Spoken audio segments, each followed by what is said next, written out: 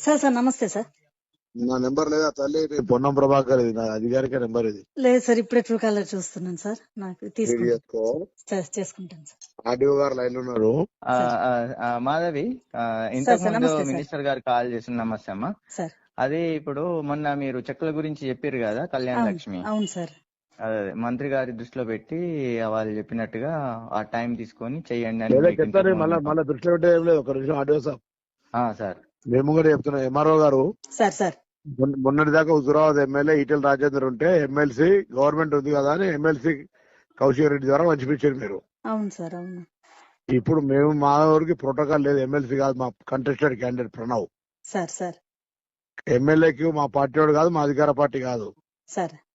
మీకే స్వేచ్ఛ ఇస్తున్నాం, మీరే అధికారులు వంచండి. ఆయన చెయ్యికి ఒక్కటి పోయినా పోవద్దని చెప్తున్నాను. రెస్పెక్టబుల్ ఎంఆర్ఓ గారు, మీరు ఒక చెక్ కూడా ఆయన చేయకూడదు.